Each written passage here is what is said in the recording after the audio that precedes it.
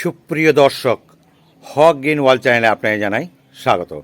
Thumbnail এবং title দেখেই বুঝে গেছেন আমি কোন গাছের ভিডিও করছি। হ্যাঁ, ঠিকই ধরেছেন, এটি হচ্ছে মিরাক্কেল বেরি।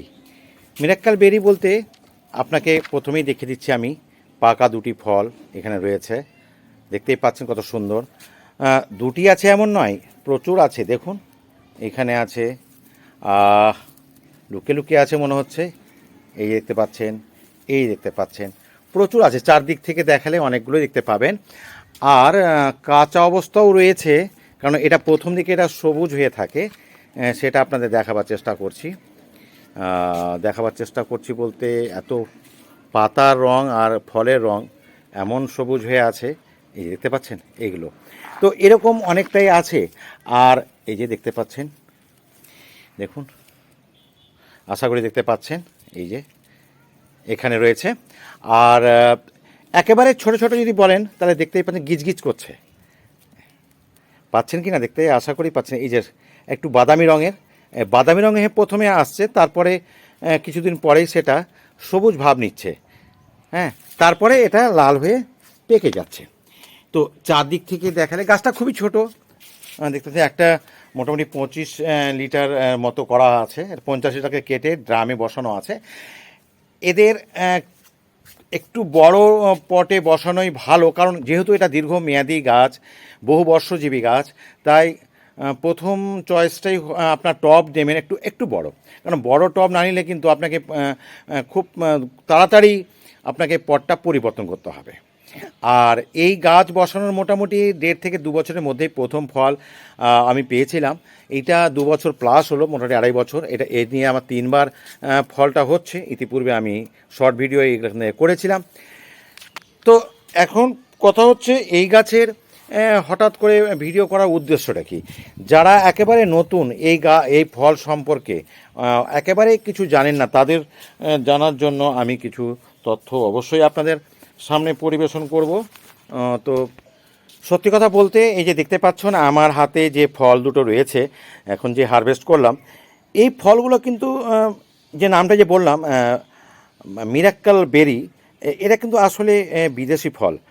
আর এর যদি উৎসস্থল যদি আপনি খুঁজতে চান, তাইলে আপনি এটা দক্ষিণ বা পশ্চিম আফ্রিকাতেই এই গাছের উৎস হিসাবে জানা গেছে।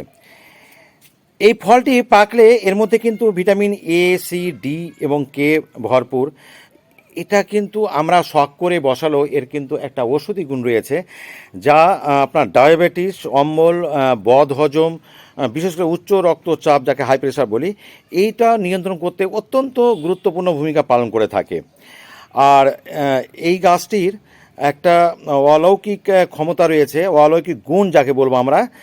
কারণ এই ফলটি যদি আপনি এখন খেয়ে নেন, এমনিতে এর খেতে স্বাদ আছে আপনার খানিকটা টক মিষ্টি।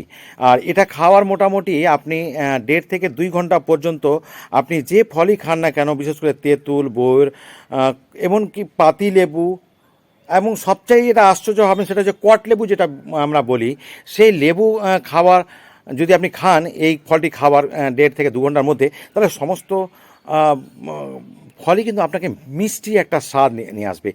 জাতা মিষ্টি না, একেবারে চিনির মতো মিষ্টি, একদম দারুণ ব্যাপার।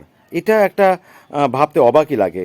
আপনি যে কোনো জিনিস খেতে পারেন, এই তেঁতুল, বইয়ের, কটলেবু, পাতলেবু যা খান না কেন। এবং সবচেয়ে মজার বিষয় হচ্ছে, যদি আপনি এই ফলটা হয়তো কোনো একটা বাচ্চাকে খাওয়ালেন, তারপরে মজা করে আপনি হয়তো একটা পাতিলেবু কেটে দিলেন, কিংবা যেগুলো টক জিনিস সেগুলো আপনি খেতে বললেন, হয়তো যে বাচ্চাটা খেতে চায় না তাকে খাওয়ালে সে নিজেও কিন্তু আশ্চর্য হয়ে যাবে। একটা জাদুর মতো একটা কাজ করে। তো আমি আশা করি যে উদ্দেশ্যে এই ভিডিওটা নিয়ে আসছি, সেটা হচ্ছে যে এর যে কয়েকটা গুণ বললাম, ভিটামিন এ, সি এবং ডি কে সমৃদ্ধ এই ফলটি যদি আপনারা শখ করেও যদি বসান আর কি, তাহলে ডায়াবেটিস, অম্বল, বদহজম, উচ্চ রক্তচাপ যে নিয়ন্ত্রণ করে সেটা তো করবেই। এবং এর একটা মিরাক্কেল, সত্যি মিরাক্কেল তো আমরা তাকেই বলি যেটা আমাদের কাছে একটা আজব আশ্চর্য বলে মনে হয়। সত্যি তো আশ্চর্য, তাই না? যে এমনিতে এই ফলটা দেখতে খেজুরের মতো, দেশি খেজুর যে হয় সেই খেজুরের মতো, সেটা মুখে দেওয়ার সময় আপনি টক মিষ্টি একটা স্বাদ পেলেন। এবং তার 1.5 থেকে 2 ঘন্টা পর্যন্ত আপনি যে কোনো খাবারই খাবেন না কেন, যে কোনো খাবার খাবেন না কেন, সেটা একেবারে চিনির মতো মিষ্টি হয়ে যাবে। এটা সত্যিই ভাবতে অবাক লাগে। তো বন্ধুরা, আশা করি আপনারা এই গাছ নার্সারি থেকে কিনে নিয়ে আসবেন, সেটা বসাবেন। তো একটুখানি আলোচনা করে নিলাম যে টবের কথা যে বললাম, সে টবটা হচ্ছে আপনার অবশ্যই বড় নেবেন, যেটা আমি আপনাকে বলেছি যে মোটামুটি 25 লিটার ড্রামের মতো নেবেন বড়, এবং গাছটি বেলে দোআঁশ মাটিতে বসাবেন। যখন বসাবেন তখন এমন বিশেষ কিছু দরকার নেই, মাটির সঙ্গে একটুখানি ওয়েল ড্রেনেজ করার জন্য বালি দেবেন, আর কম্পোস্ট বা ভার্মি কম্পোস্ট দেবেন, এবং তার পরিবর্তে আপনি গোবর সারও ব্যবহার করতে পারেন। বসাবার সময় বিশেষ কিছু লাগবে না, কিন্তু যখন গাছে ফুলটা আসবে তখন একটু পটাশযুক্ত খাবার দেবেন, মানে বিশেষ করে। আর তখন নাইট্রোজেন জাতীয় খাবারটা বন্ধ করে দেবেন, তখন দেবেন ফসফেট এবং পটাশ জাতীয় খাবার। ফুল চলে আসার পরেই কিন্তু আপনাকে জলের ব্যাপারটা খুবই নিয়ন্ত্রণ করতে হবে, কারণ জল যদি অতিরিক্ত হয়ে যায় তাহলে কিন্তু ফুল ফলে পরিণত হওয়ার আগেই কিন্তু ঝরে পড়ে যাওয়ার একটা সম্ভাবনা থাকে। কাজেই জলটা অত্যন্ত নিয়ন্ত্রণ করতে হবে। তো দূর থেকে দেখাচ্ছি, ভিডিওটা করছি, তো ফলগুলো দেখা যাচ্ছে না, ফলগুলো সত্যি ভেতরে ভেতরে রয়েছে, আপনাদের একটু আগেও দেখালাম। আর যেটা ব্যাপার হচ্ছে যে পাখিতে এই ফলটাকে এত খেতে ভালোবাসে যে আমাকে এখানে নেট দিতে হয়েছে, দেখতে পাচ্ছেন নেট দেওয়া আছে। নেট না দিলে কিন্তু পাখি খুব অনায়াসে এই ফলটাকে খেয়ে কমিয়ে দিচ্ছে আর কি। তো যাই হোক বন্ধুরা, আর বিশেষ আমি এই ভিডিওটা বড় করছি না।